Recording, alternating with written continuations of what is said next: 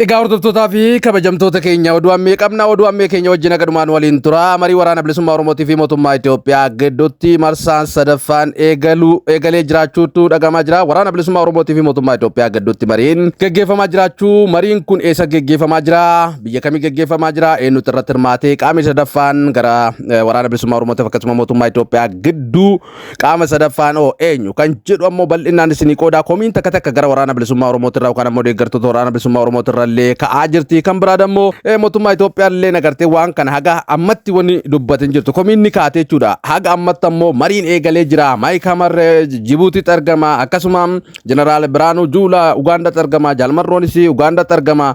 Jireenyaanis akkasuma Jibuutiitti argama. Qaama faannoo dabalatee qaama agartee ajajoota waraana bilisummaa Oromoo dabalatee Jibuutii keessatti mariin geggeeffamaa jira. Kan jedhutu ifaan ifatti dubbatamaa jira jechuudha. Ifi naga agartee namoota agartee miidiyaa hawaasaa kanarratti dhiibbaa gurguddaa uumanii fi hayyoota Oromoo dabalatee amma Dr. Tsaggaayee Araarsaa kaleessa Kush miidiyaa irratti mariin agartee hanga ammatti eegalee jira jedhee ifatti hin dubbanne. Garuu ammoo Maayik Hamar wanni inni imala agartee gara Jibuutii taasisee jiruu fi imala isaa sun irratti ajajoota waraana bilisummaa Oromootii fi akkasuma ajajoota garee faannoo wajjin marii akka godhu ifaan ifatti miidiyaa Kush miidiyaa irratti afaan Amaariffaatiin dubbatee ibsa kennee jira jechuudha. Kanumaan wal qabatee gaa amma miidiyaa hawaasaa kanarratti wanni dhagahamaa jira. Waan lama tokkoffaa irratti mariin kun maaf ummata dhoksanii kan jiru. Lammaffaa ammoo gaafa jalqabaa marii jalqabaa kan agartee isaan geggeessan hayyoota Oromoo kan agartee biyya alaa jiranis kan biyya keessa jiranis namoota tokko tokko irratti hirmaatanii waliin mari'achaa turanii ifi naga qaama agartee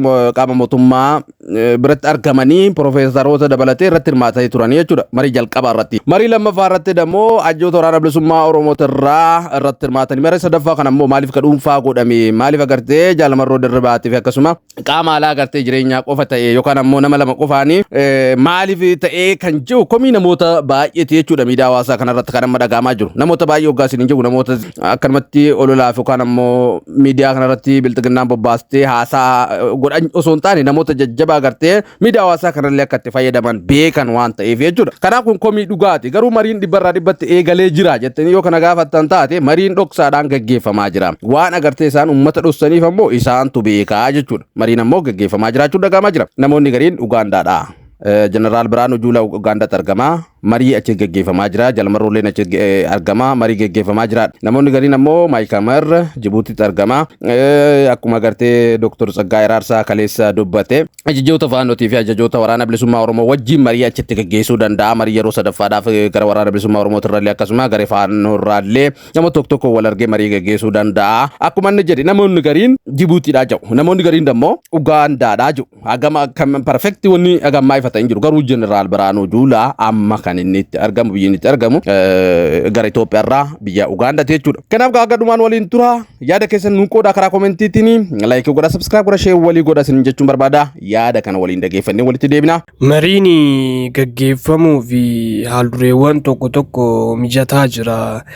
Mariin bakki itti gaggeeffamuu fi iddoon itti gaggeeffamu hamma ammaatti wanti ibsame hin jiru. Egaa hordoftootaaf kabajamtoota keenya maaliif uummata dhoksanii kan jedhu irraa isin eegalaa jechuudha. Maaliif uummata akka dhoksanii tokkoffaa irratti hamilee uummata amma araara lammaffaa irratti uummati keenya hamilee guutuudhaan eegaa ture jechuudha.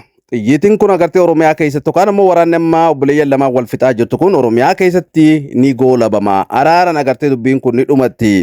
Karaa mootummaarrallee karaa waraana bilisummaa Oromootirrallee hamileedhaan warrumaan agartee ifin haga taayee dandaadhaan bahutti warroon ajajoonni gurguddaan bilxiginnaa keessa jiranillee waraana kan akka dhaabbatuuf hamileedhaan eegaa turanii jechuudha. Waraana dheengadda marsaa lammaffaa gaggeeffamaa ture jechuudha. Marsaa lama akkasuma karaa waraana bilisummaa Oromoo kan ammoo deeggartoota waraana bilisummaa Oromoo irrallee akkasuma ummati bal'aan agarteen deeggarralleen akkasuma jechuudha. Bakka goolabamee jira.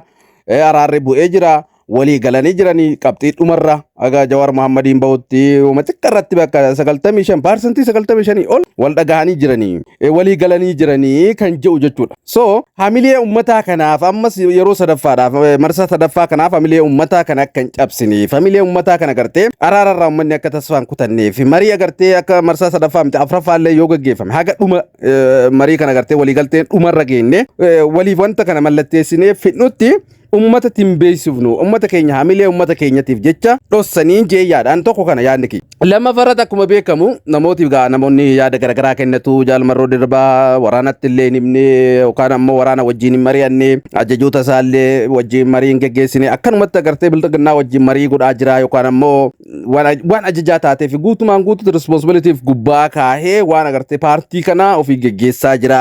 Waraanni illee wanta kana quban qabu garee jettu jira kun agaa parsantii muraasa nama liqimsiisu yookaan ammoo namni hin fudhatu maaliif waan dhaabe agartee akka itti deemu qaba dhaabi seera feeran bula waan ta'eef jechuudha. Kuni namoota agartee jibbansa waraana bilisummaa Oromoo irraa qaban ta'uu danda'a garuu akkas jechuudha ka amma dhagahamaa jiru yookaan ammoo haasamaa jiru jechuun barbaada. Almarroon tooftaan shira isaan qabsoo keessatti dalagaa jiran waan hubateef waraana isaa seera isaa guutee waamsisee wanti kun akka hin taane hin danda'amne itti himee shirri sun akka fashalaa'u godhee gaafanni araaramuu didu maallaqaan dhufan biillaan dhufan ati jeneraala taata ati kana taata biyya kana waliin gaggeessina gaafa jedhan hin didee jechuudha. Olola waan ta'eef nama ba'ee dhufes olola ergaa qulqulluu uummata keenyaa dabarsuu qabna waan sirrii walitti himuudhaa qabna.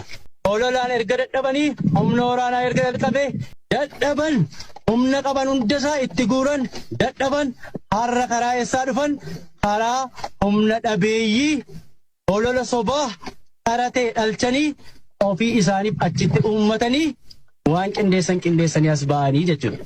Egaa hordoftoota kabajamtoota keenya isin hoo maal jettan karaa koomentiitiin nu qodaa jiru miidiyaadhaaf warri haaraa taatan laayikii godhaa sabskiraayib godhaa sheer walii godhaa isiniin jechuun barbaada.